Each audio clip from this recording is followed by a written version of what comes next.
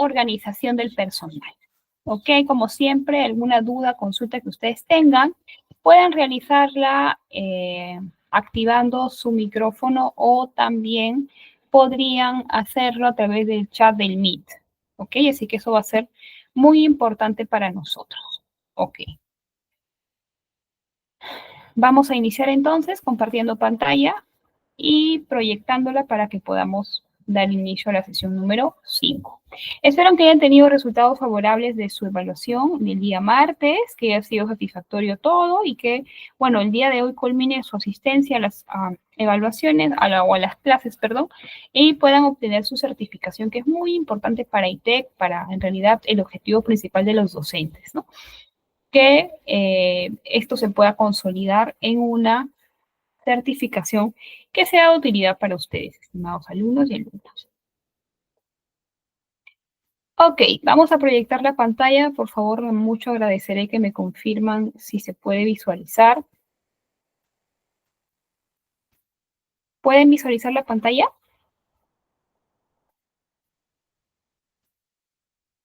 ¿Sí? Ah, manito arriba de alguien, por favor. ¿Pueden visualizar la pantalla? Gracias. Gracias, Lester. Ok. Vamos a iniciar, estimados, haciendo pantalla completa para mencionar, para indicar cuál es el tema del curso que se va a dictar el día de hoy. El curso que se va a dictar es gestión del personal, ¿ok? Como parte del tema quinto y final del curso asistente administrativo en la gestión pública. Ok.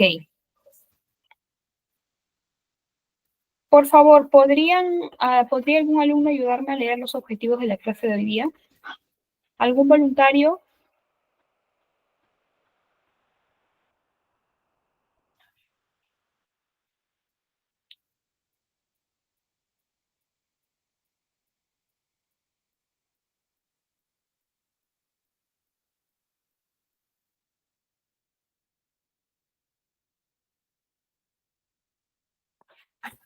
¿Ninguno?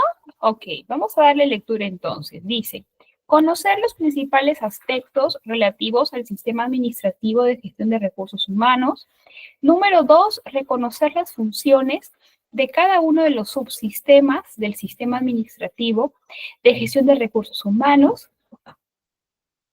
Y, disculpen, entender la importancia del sistema para el funcionamiento de las instituciones públicas, ¿verdad?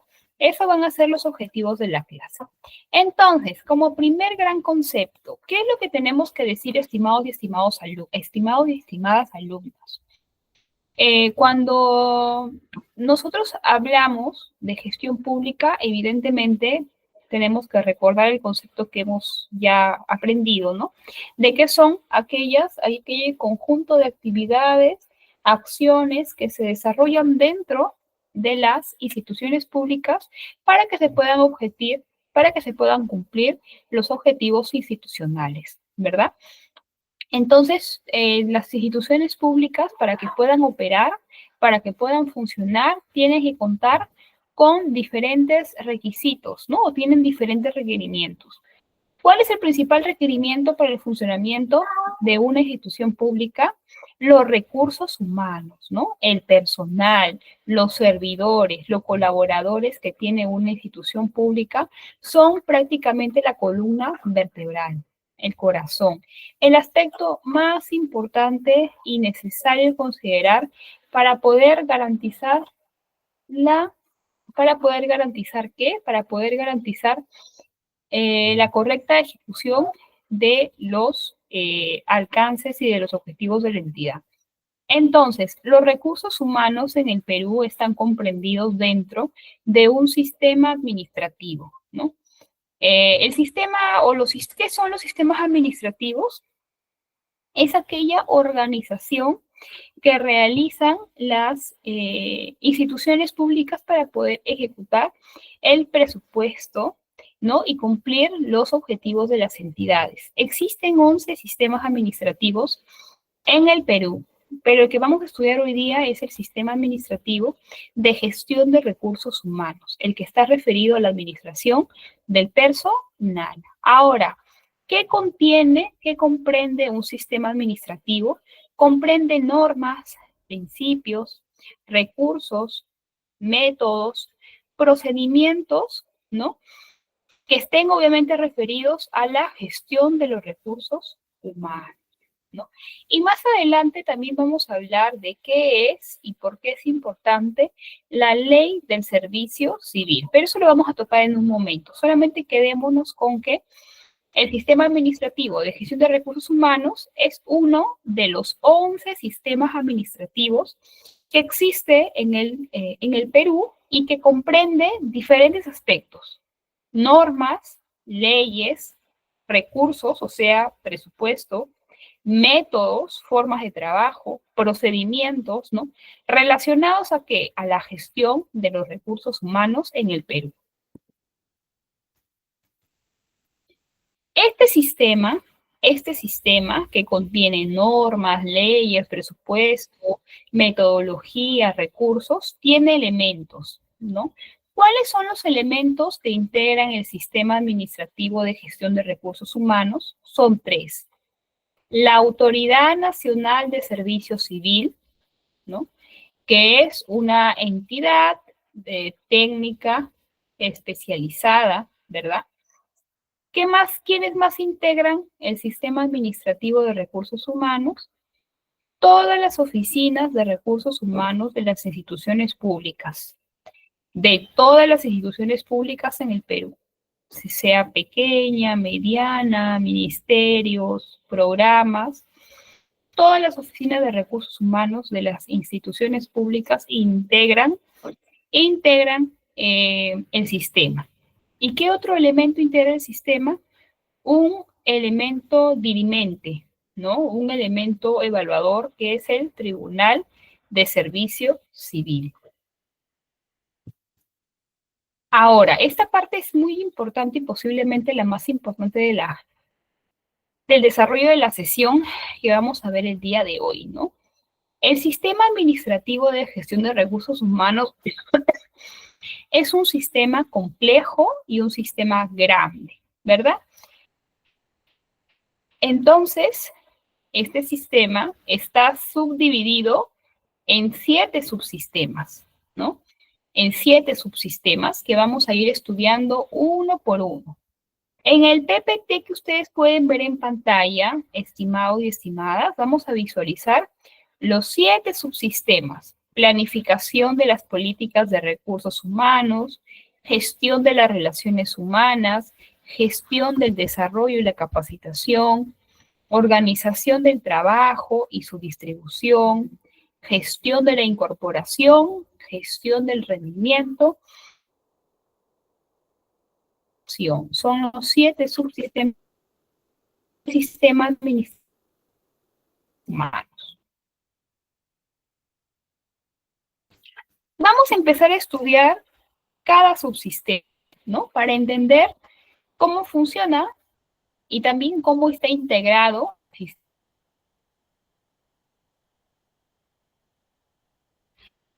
Primero, ¿no? La planificación de políticas de recursos humanos. El subsistema de planificación de políticas de recursos humanos. ¿Qué es este subsistema? Este subsistema permite organizar la gestión interna de humanos. Asimismo, permite definir políticas, lineamientos, directivas, ¿no? En pocas palabras, para no complicarnos mucho el asunto. Cuando nosotros hablamos de gestión de recursos humanos, sí o sí tenemos que hablar de normas y de procedimientos, ¿verdad? Entonces, ¿quiénes se encargan de elaborar, ¿no? Estas normas y diversos procedimientos? El subsistema de planificación de políticas de recursos humanos. ¿Por qué son importantes las normas y los procedimientos en materia de recursos humanos? Porque van a regular, o sea, van a establecer límites, van a establecer procedimientos, van a establecer parámetros, van a establecer requisitos, ¿no? Mejor dicho, van a regular todos los aspectos vinculados a la gestión de los recursos humanos. desde la incorporación de un servidor hasta la desvinculación de un servidor y todos los procesos que van a ir en medio, ¿no? En el desarrollo de estas fases. Entonces, ¿qué pasaría si no existiera normas o no existiera procedimientos que regulen la gestión de los recursos humanos en las instituciones públicas? Se generaría un caos, se generaría un desorden, posiblemente un desabastecimiento del recurso humano en las instituciones públicas, ¿no? Y eso evidentemente tendría un impacto directo en la calidad de la administración del servicio. Por eso es muy importante que esté regulado cada aspecto de la gestión de los recursos humanos de las instituciones, ¿correcto? Y esa tarea pesada, esa tarea complicada, normativa, está a cargo del subsistema de planificación de políticas de recursos humanos. Y yo creo que estamos claros. ¿Alguien tiene alguna pregunta? ¿Hasta acá alguna pregunta?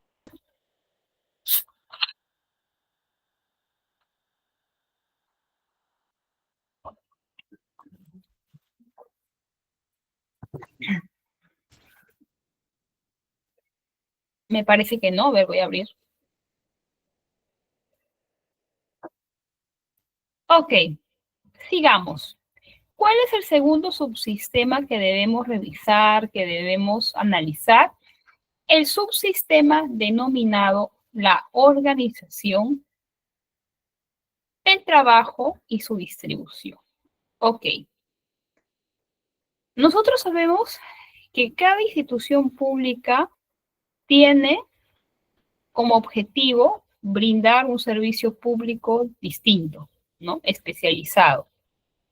En este sentido, ninguna institución pública es igual a la otra, exactamente en materia de número de personal, número de áreas, estructura del organigrama, ¿verdad? Pueden ser similares, pero nunca iguales, porque cumplen propósitos diferentes. Entonces, cuando se crea una institución pública y se determina la norma que lo crea, existe una regulación, ¿verdad? Porque debe existir pues una comisión encargada de poder crear o proponer y aprobar la organización de esa institución a nivel de oficinas, a nivel de jefaturas, pero también a nivel de personal, ¿no? Es como decir que mañana Miguel y Lester, ¿no? Seamos designados para poder crear un nuevo programa social, desde cero, ¿no? Entonces vamos a suponer que hemos llegado al punto de poder establecer cuál va a ser la estructura de este programa, ¿no? Tendremos que hacernos varias preguntas, ¿no? ¿Ese programa tendrá alcance nacional o empezará con un piloto en Lima o en alguna provincia? Tendríamos también que preguntarnos, ¿no? ¿Cuál va a ser el organigrama de esa entidad? ¿Va a tener una jefatura, 3 gerencias, 4 subgerencias, 3 direcciones? ¿Cómo se va a componer? ¿Cuál va a ser la estructura jerárquica de la entidad? Y luego nos tocará decir, y a la oficina, por ejemplo, de asesoría jurídica, ¿cuál va a ser su estructura? ¿Va a haber un director, 2 asesores, 3 supervisores y 2 asistentes? ¿No? ¿Y el mérito a qué? ¿No? En mérito a qué se va a proponer 6 personas trabajando en esta oficina. ¿Es necesario, ¿no? ¿Qué carga laboral va a mantener o van a atender esos servidores, ¿no? ¿Qué requisitos va a necesitar esas personas para poder acceder a esos cargos? ¿Qué funciones van a desempeñar esas personas, ¿verdad? Para que no haya superposición de funciones o no se generen vacíos en el ejercicio de la función pública. Entonces, ese trabajo minucioso de diseñar los perfiles de los puestos de una entidad, que no es una tarea fácil, es una tarea compleja, una tarea que requiere que esté por escrito, lo trabaja el subsistema denominado organización del trabajo y su distribución. Como su mismo nombre lo dice, el mismo nombre del subsistema lo dice, está encargado de plantear, de proponer la planificación del recurso humano, ¿no? En cuanto a número, en cuanto a requisitos, en cuanto a funciones, etcétera, ¿no? Entonces, el día en que se requiera convocar esos puestos, ya se va a saber qué requisitos debe cumplir, cuántos años de experiencia laboral, qué perfil profesional debe tener, qué acreditaciones académicas debe demostrar, ¿verdad? Y qué funciones va a cumplir, cuánto va a ser la remuneración que se le va a asignar, en qué régimen laboral o a través de qué régimen laboral se le va a contratar, etcétera. Entonces, ¿cuál es el documento que plasma, ¿no? Este que yo les acabo de referir, ¿cuál es el documento que proyecta y norma los perfiles de los servidores de una institución? Se llama Manual de Perfiles de Puesto, ¿no? Y para poder estudiarlo mejor, vamos a ver un ejemplo.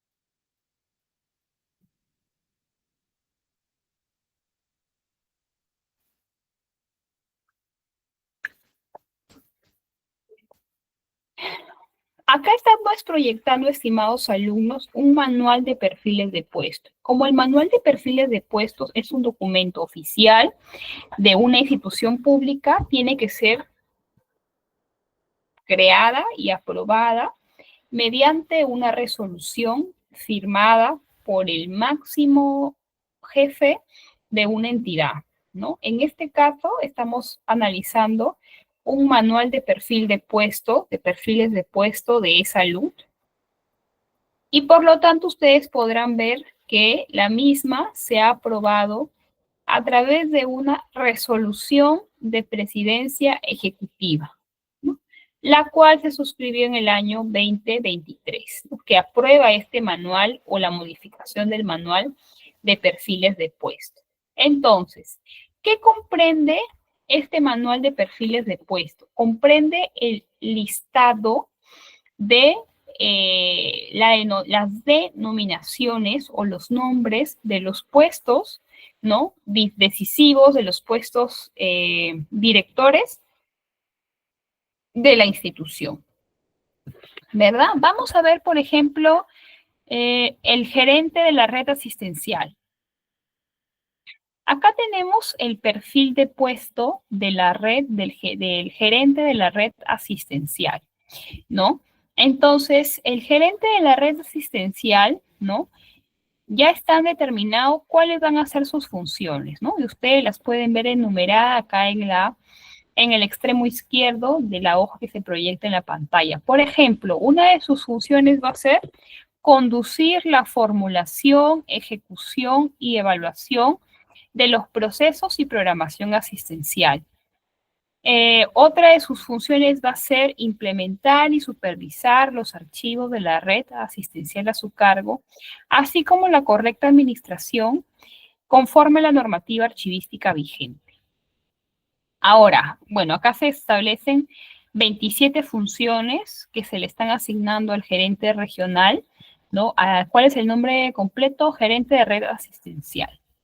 Pero así como se establecen funciones, también se establece un perfil. ¿Qué perfil deben cumplir este profesional? Vamos a verlo acá. Debe tener una formación universitaria, debe estar titulado, debe tener una maestría, ¿no? Pero no puede ser titulado en cualquier carrera. Debe tener un título profesional como médico cirujano o como cirujano dentista o como químico farmacéutico colegiado y habilitado. ¿Qué conocimiento se le pide para el puesto? Tener conocimientos técnicos durante los últimos 10 años, ¿no? Demostrar conocimiento en ofimática, en idioma inglés a nivel básico, experiencia general de 6 años, experiencia específica de 3 años y de 1 año en puestos o cargos de especialistas, coordinadores, supervisores, asesores, etcétera, ¿no? Y esa experiencia debe ser como especialista, supervisor o jefe de área, ¿no? Entonces, como ustedes pueden ver, este documento denominado Manual de Perfiles de Puestos es aprobado por el máximo líder de una entidad, pero también es visado, ¿no? Porque este documento proviene de una revisión, de una corrección, ¿no? De diferentes departamentos y áreas, ¿no? Por ejemplo, podemos ver que este documento ha sido visado por el gerente general, ¿no?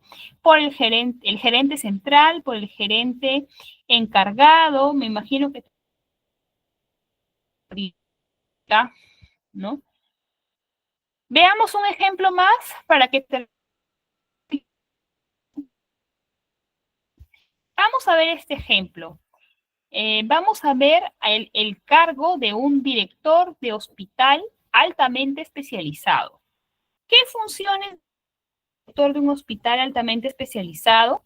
Supervisar y controlar la atención en hospitalización, disponibilidad de turnos, camas, ambientes y profesionales del hospital. Facilitar el acceso a la información pública en el marco de los dispositivos legales vigentes. Dirigir y controlar el desarrollo de las actividades de capacitación, investigación y docencia en el hospital, entre otras. Para ser un director de un hospital altamente especializado, ¿qué perfil académico deben demostrar? Tener un título universitario como médico cirujano, cirujano dentista o químico farmacéutico colegiado y habilitado. Deben demostrar experiencia de general de 5 años y experiencia específica de 2 años en cargos como jefes, coordinadores, responsables, supervisores, asesores o sus equivalentes, ¿no? Y nuevamente, pues todos estos folios están visados por el gerente general, el gerente central, entre otros, ¿no? Entonces, este documento va a ser sumamente imprescindible para poder determinar en cargos de dirección, en cargos decisivos, qué funciones y qué perfil deben desarrollar y demostrar los funcionarios de todas las entidades públicas. ¿Hasta acá alguna consulta, chicos? ¿Alguna duda? A ver, voy a hacer algunas preguntas y ustedes me van respondiendo para ver si estamos atentos, ¿ok? Lester, ¿cuántos subsistemas tiene el sistema de gestión de recursos humanos? ¿Cuántos son? ¿Puedes decirlo al chat? ¿Cuántos subsistemas tiene el sistema de gestión de recursos humanos? 7, excelente. ¿Cómo se llama el sistema encargado de aprobar la normativa, las políticas y los procedimientos de la gestión de recursos humanos? ¿Se acuerdan cómo se llama el primer subsistema? Subsistema de planificación de políticas de recursos humanos, ¿verdad? ¿Qué otra pregunta? Cuántos sistemas administrativos, Luisa, existen en el Perú? ¿Cuántos?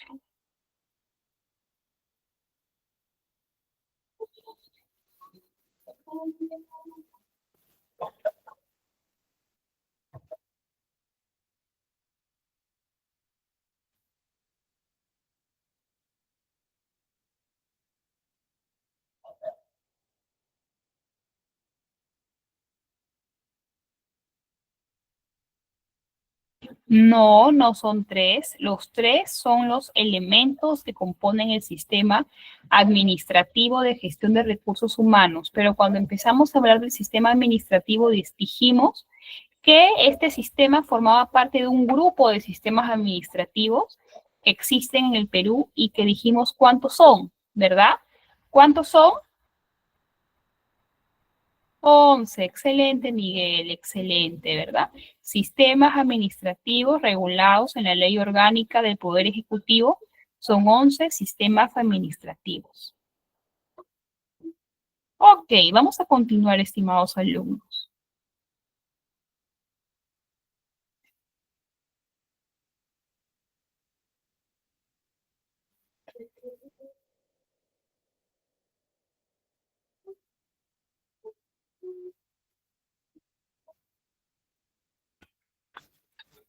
Vamos a continuar después de haber conversado sobre el manual de perfiles de puestos. Ya hemos revisado dos subsistemas, continuamos con el tercero, ¿verdad? ¿Cuál es el tercer subsistema que vamos a estudiar? La gestión del empleo, ¿no? Entonces, cuando nosotros decimos que un servidor va a ingresar a trabajar a una institución pública, podemos hablar de muchas posibilidades, ¿no? La persona va a ser o va a ingresar producto de un concurso público porque ganó un concurso público, porque fue designado por confianza, ¿no? Porque ganó gas, ¿no? De repente porque determinaron una reposición judicial, ¿no? ¿A través de qué medio o qué proceso el servidor o la persona en ese momento va a ingresar a laborar en la institución pública? Esa respuesta la desarrolla el subsistema de gestión del empleo, ¿verdad? Ahora, si ya se sabe a través de qué procedimiento va a ingresar a la gestión pública, la segunda pregunta sería, ¿no? ¿A través de qué régimen laboral va a ingresar a través de un 276, de un 728, ¿verdad? A través de qué régimen laboral, pues cada régimen laboral tiene sus propios beneficios laborales, ¿verdad? Entonces, un CAS, un personal CAS, no tiene los mismos beneficios que un personal GT28. Y un personal GT28 no tiene los mismos beneficios que un personal 276, ¿no? Entonces son distintos, son diferentes, ¿verdad? Esos procedimientos se regulan a través de este subsistema y también yendo al otro extremo, ¿no? ¿De qué manera un servidor se desvincula de una ejecución pública? Porque presentó su renuncia, porque se venció el término de su contrato y no se le renovó, porque falleció, ¿no? Falleció intempestivamente, porque cumplió el límite de años máximo para laborar en una entidad pública, porque fue sancionado por la comisión de un delito, ¿no? Tuvo una sanción o una condena penal, ¿no? Entonces pueden existir también muchas causales, así como procedimientos mediante los cuales se accede también muchos procedimientos a través de la cual se desvincula de una institución. No es únicamente por renuncia, ¿no? También existen muchas causales. Cuando un servidor se desvincula de una entidad, dependiendo del régimen laboral, hay beneficios laborales, ¿no? Eh, por ejemplo, si has tenido vacaciones truncas, ¿no? La liquidación correspondiente, ¿no? En muchas entidades públicas, por ejemplo, en el Ministerio del Interior, tú aportas o tú mensualmente das un aporte, ¿no? A un fondo del mismo ministerio, que luego si es despedido se retorna una parte, ¿no? Por ejemplo, también en el Ministerio de Educación, cuando los docentes cesan, ¿no? Cesan, la derrama magisterial también le realiza una devolución de aportes, ¿no? Entonces, todo eso va a variar dependiendo, pues, ¿no? De los años de servicio, del régimen laboral que haya cursado en todo ese tiempo, ¿no? Y todos esos procesos vinculados o determinados desde la incorporación hasta la desvinculación forman parte del trabajo, ¿no? Al que se aboca el subsistema de gestión del empleo. Ahora, el cuarto subsistema, la gestión del rendimiento, ¿no?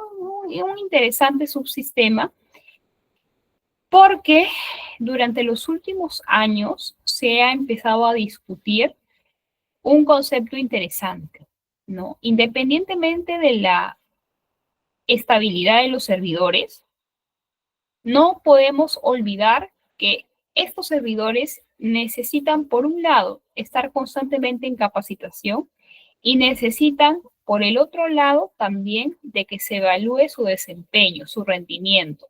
¿Por qué creen ustedes, estimados, que es importante que se evalúe el rendimiento y el desempeño de los servidores públicos? ¿Podrían darme algunos comentarios, algunas opiniones de ustedes? ¿Cuál es su parecer respecto al tema?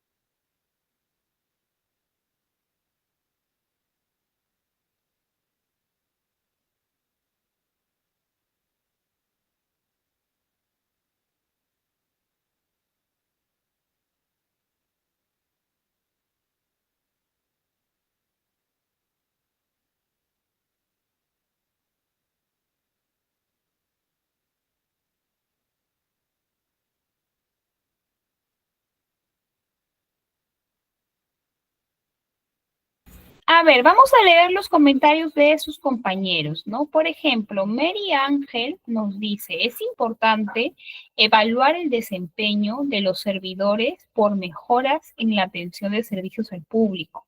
Tener un personal más calificado para que el personal crezca a nivel curricular, mejorar su calidad de vida, ¿no? Para que también se le pueda dar un espacio de ascenso en otras posiciones más rentables económicamente, de más prestigio para sus carreras, ¿no? Y también para generar una dinámica de compromiso con las instituciones, ¿no? Sabemos de que en nuestro país existen las instituciones públicas una gran cantidad de personal nombrada, ¿verdad? Y este personal nombrado en algunos casos no se ha podido detectar o las opiniones siempre van en la parte de una renuencia a poder continuar capacitándose, ¿verdad?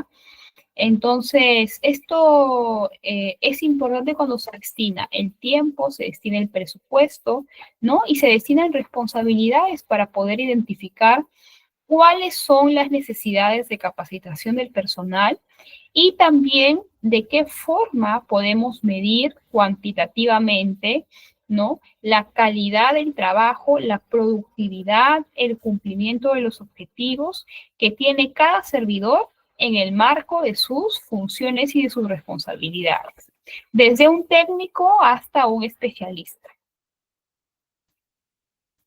Ahora,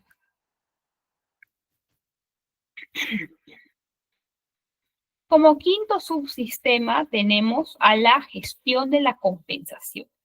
Todos los servidores de las instituciones públicas, independientemente de su régimen laboral, tienen derecho a beneficios laborales, ¿verdad?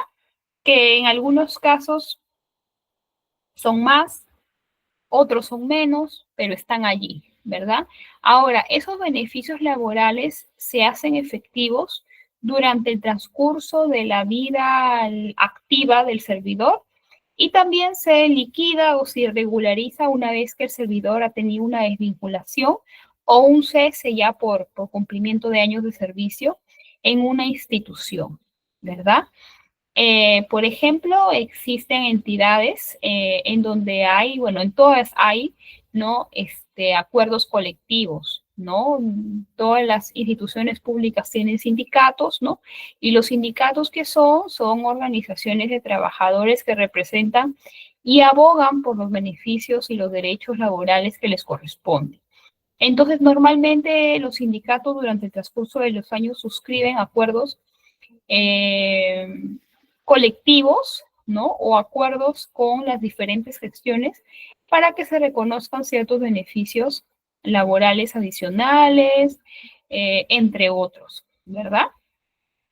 Entonces, ese subsistema encargado de velar, de regular el tema de los beneficios, de las compensaciones, es justamente el subsistema de gestión de la compensación, ¿no? Ahora, tenemos el sexto y penúltimo subsistema, que es el subsistema de gestión del desarrollo y la capacitación. Justo lo que les decía hace un momento, ¿no? Ahora ya no es optativo, sino es obligatorio que las instituciones anualmente identifiquen cuáles son las habilidades por complementar o por fortalecer de los servidores públicos de la entidad, ¿no? Y ese fortalecimiento se va a dar a través de diferentes estudios, entre comillas, que se puedan realizar, encuestas, etcétera, para determinar cuáles son las principales falencias en las que incurren los servidores públicos, ¿no? Y esas falencias luego se van a convertir en competencias en las que hay que reforzar o trabajar a través de cursos, seminarios, diplomados, entre otros. Ahora, ¿a través de qué documento las instituciones públicas identifican esas necesidades de capacitación y esa estructura, ¿no? De la programación de cursos o actividades académicas durante el desarrollo de un año en una entidad? A través de un documento que se llama Plan de Desarrollo de Personas, o también denominado PDP, ¿no? En sus pantallas está mostrando un ejemplo, estimados alumnos, del plan de desarrollo de las personas de una institución pública, porque cada institución pública tiene uno, que se actualiza, se modifica de forma anual, que pertenece en este caso a migraciones correspondiente al año 2023. Entonces, este documento, para ir a la parte que nos interesa, en primer lugar, identifica cuáles han sido, ¿no? Los problemas, las falencias, los errores en los que han incurrido los servidores y a partir de ello propone una capacitación para poder mitigar los efectos negativos, para poder fortalecer las habilidades, para poder otorgar otras herramientas a los servidores que los vuelvan más competentes, ¿no? O con mayores oportunidades de enfrentar esos errores de manera oportuna y eficaz. Por ejemplo, Migraciones identificó que existen errores en la elaboración de documentos, tales como informes, memorandos, reportes técnicos, ¿no? ¿Y eso qué genera? Genera que un retraso en la atención a las respuestas solicitadas, porque hay que solicitar que se corrija el documento, ¿no? Hay que devolverlo, hay que volverlo a remitir y ahí se perdió un tiempo, ¿no? En los que se pudo haber respondido ya directamente ese documento y poder pasar a atender otro, ¿no? Entonces se propone para atender ese problema que se dicte el curso de redacción de documentos técnicos para la gestión pública y administrativa. Se detalla bastante, por ejemplo, la cantidad de posibles beneficiarios, ¿no? 50 beneficiarios, ¿no? ¿Cuál es la prioridad de atención? Prioridad alta, ¿no? Prioridad A. Se realizaría de forma virtual, ¿no? Y tendría un costo estimado de 25.000 soles. Otro ejemplo para que nos termine de quedar claro esta parte, estimados alumnos, ¿no? Por ejemplo, dice, poco conocimiento de las especificaciones de la OCE, ¿no? Entonces, para atender este problema, se propone un curso, que es el curso de presupuesto público, ¿no? Este curso de presupuesto público está pensado para que sean dirigido a 25 servidores, ¿no? Con un costo aproximado, no es un curso tan prioritario porque tiene prioridad B, y está valorizado en aproximadamente 6.000 soles, me parece que vi por acá. Sí. Entonces, para ver un poco de manera general el documento, es un documento extenso. Miren ustedes todos los problemas que ha ido detectando la entidad, todos los cursos que está proponiendo en un solo año, ¿eh? En un solo año para poder fortalecer las capacidades de los servidores. ¿Cómo se llama este documento, estimados? Plan de desarrollo de las personas que tiene toda institución pública y que se actualiza de forma anual. ¿Hasta acá alguna pregunta, alguna duda?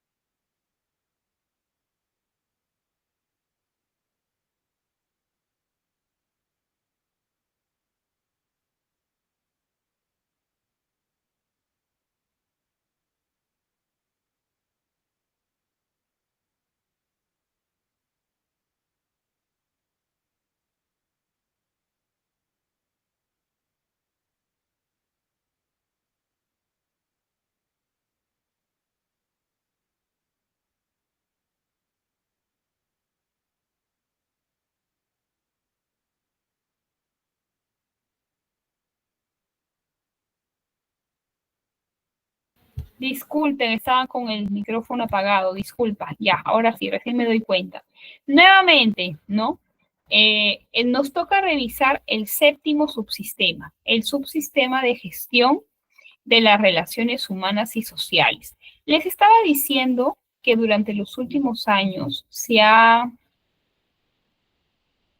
introducido un concepto que con los años ha ido cobrando mayor relevancia en la gestión de recursos humanos. que es la importancia de poder promover, laborar en un ambiente adecuado, proteger la seguridad y la salud de los trabajadores, tener un clima o un clima organizacional saludable para las instituciones y para los servidores, luchar contra el acoso sexual, ¿verdad? Contra el hostigamiento laboral. Entonces, todos esos procesos están vinculados justamente a los ítems que les acabo de decir, están a la gestión de las relaciones sociales y humanas, ¿no? Toda institución pública tiene un área de trabajo social, tiene una trabajadora o trabajador social que está a cargo justamente de atender esas situaciones y de promover un espacio y una cultura armoniosa dentro de las entidades, ¿no? Ahora, habiendo estudiado ya estos 7 subsistemas, ¿qué otros conceptos hay que revisar para poder cerrar el círculo en este caso? ¿No? Conocer, estimados y estimadas, que existe la Autoridad Nacional de Servicio Civil. A ver, ¿se acuerdan que en el segundo PPT, cuando empezamos a hablar del sistema administrativo, mencionamos la Ley del Servicio Civil? Hace años se discutió en el Congreso y se aprobó una ley en la que se intentó reformar la gestión de recursos humanos en el Perú, porque se quiso hacer la gestión de recursos humanos más técnica, más meritocrática, menos burocrática y más especializada, ¿no? Se creó con el espíritu de que hay que convocar a las mejores personas para que ejerzan cargos públicos, ¿no? Que sean personas altamente especializadas, bien remuneradas, con una línea de carrera dentro de una entidad. ¿Qué significa una línea de carrera, no? Un espacio de poder ir ascendiendo en las entidades, porque algunas de las quejas iban por el lado de que un servidor ganaba una plaza, ¿no? Y podía estar 30 años haciendo lo mismo, ¿no? Y no tenía la oportunidad de ascender porque entonces, pues, perdía, por decirlo de alguna manera, su puesto permanente, ¿no? Entonces, todo eso conllevó a que se promulgara hace ya varios años la Ley del Servicio Civil. Esta ley, que ha sido ya evaluada después de años de implementada, tiene sus, tiene sus defensores y también tiene sus detractores, pero en el marco de la promulgación de esta ley es que se crea una autoridad, que es la Autoridad Nacional de Servicio Civil, o más conocida como Servir. Esta autoridad llamada Servir ejerce la máxima autoridad técnico-normativa del Sistema Nacional de Recursos Humanos y dicta normas relacionadas a la regulación de este sistema, ¿no? Dicta normas técnicas, capacita a las oficinas de recursos humanos de las diferentes instituciones públicas, planifica políticas del sistema de recursos humanos, propone la política remunerativa de los servidores y también emite opiniones técnicas en materia de recursos humanos. Ahora, esta ley que yo les contaba desde hace un momento, que se promulgó con la intención de reformar el sistema de gestión de recursos humanos, tuvo sus detractores y tuvo también sus abanderados. Ha habido resistencia a poder transitar, a que las instituciones transiten hacia el régimen del servicio civil, porque los servidores, pues, prefieren quedarse en la situación actual porque temen ser despedidos, temen ser relegados, ¿no? Entonces, eso ha generado resistencia en las instituciones públicas, y hoy por hoy menos del 20% de instituciones públicas ha transitado hacia el régimen del servicio civil. Cuando una entidad se pone de acuerdo y decide transitar al régimen del servicio civil, se tiene que realizar una preparación en la institución. Se tiene que analizar el estado situacional de la entidad, aplicar mejoras internas y luego implementar los alcances del régimen del servicio civil. Ahora, nosotros dentro del sistema también tenemos una autoridad que se encarga de decidir sobre casos que están relacionados a la gestión de recursos humanos. ¿Cómo se llama ese órgano? Se llama Tribunal del Servicio Civil. Es un órgano, ¿no?, que tiene por función resolver controversias que se susciten dentro del sistema. Este tribunal constituye la última instancia administrativa. Si tú llevas tu caso al tribunal y es denegado tu solicitud, entonces tú puedes iniciar un proceso judicial para poder lograr lo que sea que tú estés solicitando, ¿no?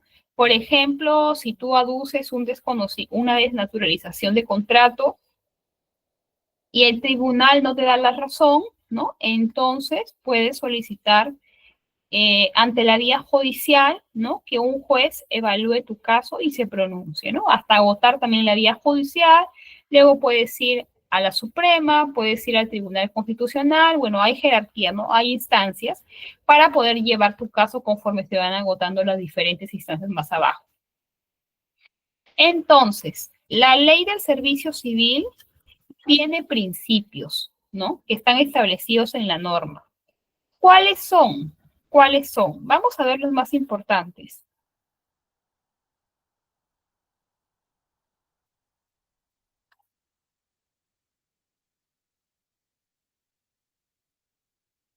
Las más importantes son eficiencia y eficacia, ¿no? Cuando se implementó esta ley del régimen del servicio civil, se tenía como objetivo buscar el mayor cumplimiento del logro de los objetivos del Estado, ¿no? También se implementó un principio de meritocracia, ¿no? Porque se planteó que para poder acceder a cargos públicos, prácticamente todos eran concursos públicos, ¿no? Concurso público de méritos que evaluaban su aptitud, su desempeño, su formación para el puesto de servidores civiles, ¿no? También la rendición de cuentas, ¿no? También se estableció como un principio rector dentro de la ley del servicio civil. Ahora, para ir complementando, estimados, esta información que hemos ido revisando, yo considero que es muy, muy, muy importante que revisemos algunos conceptos, ¿no? ¿Qué es un funcionario público o quién es un funcionario público? Es un representante político que ejerce funciones de gobierno en la organización del Estado. Representante político o cargo público que ejerce funciones de gobierno en la organización del Estado. Ejemplo, presidente, congresistas, entre otros, ¿verdad? ¿Quién es un directivo público? Es un servidor que desarrolla funciones relacionadas a la organización, toma de decisiones, pero ingresa por concurso público, o sea, no es un funcionario de naturaleza política. El presidente y los congresistas son elegidos mediante unas elecciones, ¿verdad? Mediante un proceso eleccionario. Ellos son funcionarios, pero no han ingresado por concurso público, ¿no? O sea, sus méritos, entre comillas, no son académicos o no han sido priorizados de forma académica, sino a través de una designación popular. En cambio, el directivo público es un funcionario que toma decisiones, pero que ha sido designado a través de un proceso público de méritos. No es un funcionario que deba su puesto a una razón política o elección popular, ¿no? También tenemos este concepto. ¿Quién es un servidor público de carrera? ¿No? Es un servidor civil que realiza funciones vinculadas al cumplimiento de funciones de administración interna de una entidad, ¿no? Por ejemplo, cuando estamos hablando de un especialista, ¿no? De un especialista que tiene un régimen, por ejemplo, un régimen laboral 276, ¿no? Que tiene ya años dentro de una entidad, pero que no toma decisiones, ¿no? Sino que realiza funciones especializadas de una entidad dentro de una, pues, oficina, organización, ¿no? Que son funciones importantes que coadyuvan al cumplimiento de los objetivos institucionales, pero que no tienen cargo de decisión, cargo directivo. No es lo mismo ser un servidor de carrera que ejerce funciones importantes, que forman parte, pues, integrantes de la institución, y otra es ser un jefe, ¿no? Ser un directivo público que decide, que toma decisiones. Finalmente tenemos a un servidor de actividades complementarias, ¿no? ¿Qué más? ¿Qué más podemos revisar? Bueno, vamos revisando esto bastante rápido. Funcionarios públicos de elección popular, directa y universal. Cuando nosotros vamos a las urnas, por ejemplo, hay elecciones generales el próximo año, ¿verdad? En abril del 2026, nosotros vamos a elegir a nuevas autoridades. Va a haber elecciones generales. ¿A quiénes vamos a elegir en las elecciones generales? A una fórmula presidencial, ¿no? Presidente, ¿no? Vamos a elegir a senadores, diputados, vamos a elegir en este caso, solamente a ellos, ¿no?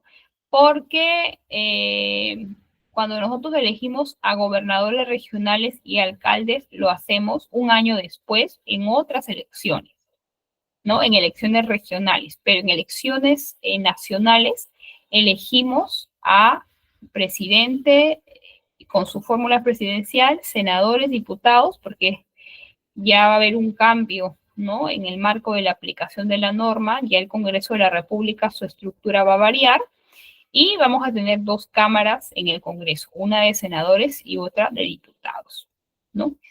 Entonces ellos son elegidos mediante voto popular, ¿no?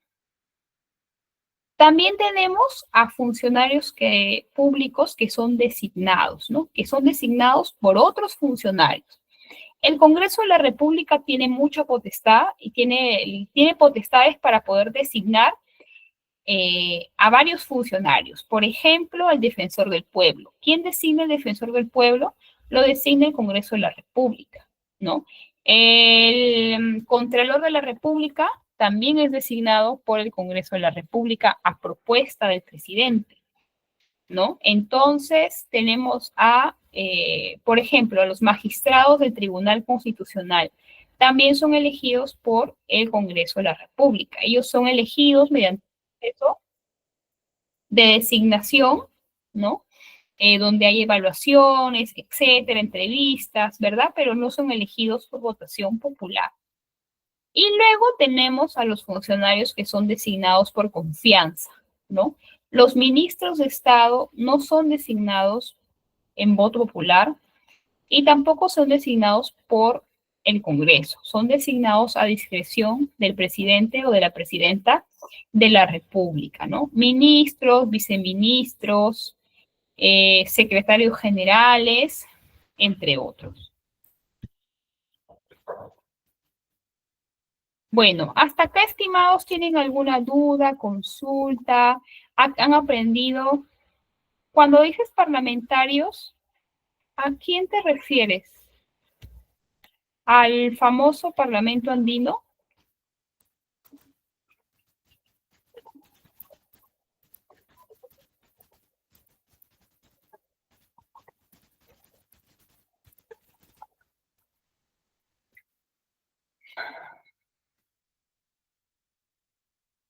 Ah, ok. Parlamentarios, ya, ok. Sí, lo que pasa es de que el Congreso va a tener una recomposición, ¿no? Actualmente tenemos a un Congreso con una sola Cámara y con 130 congresistas.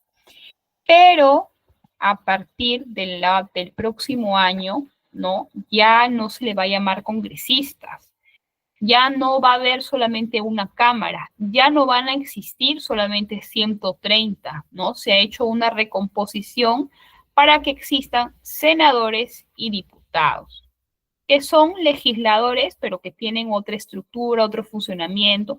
¿Cumplen las mismas funciones? Diríamos que sí, ¿no? Pero tienen, y también van a tener otra forma de ser elegidos, ¿no? El Parlamento andino se va a continuar eligiendo a parlamentarios andinos, no se ha suprimido el Parlamento andino. Lo que sí se ha modificado mediante una ley es la restitución del Parlamento bicameral en el Perú, ¿no? Que era una forma que existía hasta hace unos 20 años atrás aproximadamente, ¿no? Y que se ha aprobado restituir la composición del Parlamento de bicameral, ¿no? Con dos cámaras, uno de senadores y otra de diputados. ¿Alguna otra pregunta, estimados, adicional que tengan, que haya quedado por ahí de esta clase? ¿En qué diferencia hay entre la ley qué? No se entiende muy bien esa parte. Entre la ley laboral. A ver, voy a interpretar tu pregunta. Cuando nosotros hablamos de la ley del régimen del servicio civil, estamos hablando de la ley que regula la gestión de recursos humanos en el Perú. Si tú me preguntas cuál es la diferencia entre esta ley y cómo se administraba anteriormente la gestión de recursos humanos, hay varias diferencias, ¿no? El primero está en el acceso, en el ingreso del personal como servidores públicos, ¿no? Que básicamente ingresan por concurso público, ¿no? En cambio, antes, pues podían ser designados por confianza, que también se respeta una cuota, ¿no? Pero se prioriza de que los servidores ingresen por concurso público. También se reevalúan las remuneraciones, ¿no? Normalmente se piden o se fortalecen los perfiles de puestos, o sea, nos volvemos más exigentes para solicitar el perfil del puesto de un servidor, pero también compensamos de mejor manera su remuneración, ¿no? El hecho también de la independencia, ¿no? Tratar de que el servidor sea un servidor independiente políticamente, ¿no? Para procurar que sea lo más técnico posible. No, los congresistas es que la denominación cambia, ¿no? El Congreso ya no, a sus legisladores no se les va a denominar congresistas, sino senadores y diputados. Y los senadores y diputados tienen funciones diferentes, entonces ya no se les va a denominar congresistas, pero eso no quiere decir que el Congreso no siga existiendo, va a existir, pero va a tener una recomposición. ¿Alguna otra consulta, duda, estimados, en que los pueda ayudar? Espero que este curso haya sido satisfactorio para todos, que hemos ido aprendiendo cosas nuevas durante el desarrollo de las clases. Espero que todos los alumnos de este grupo se certifiquen, que es súper importante certificarse. Los invito también a revisar los cursos adicionales que tiene ITEC, que la verdad que son bastante variados. Yo también me encuentro dictando otros cursos a la misma hora, ¿no? Sobre todo relacionados a la gestión pública, que es mi especialidad. Así que espero encontrarlos a todo de ser posible en una próxima oportunidad, en un próximo espacio, y no se olviden que el tiempo invertido en capacitarse, en estudiar y en aprender algo nuevo, nunca va a ser un tiempo perdido. Siempre va a ser un tiempo que en el futuro les va a dar beneficios y seguramente muchas satisfacciones. Si no existiera alguna consulta o duda adicional, yo me despido. Ha sido un gusto estar con ustedes acompañándolo estas 2 semanas y nos encontraremos en una próxima oportunidad. Que tengan todos muy buenas noches. Gracias.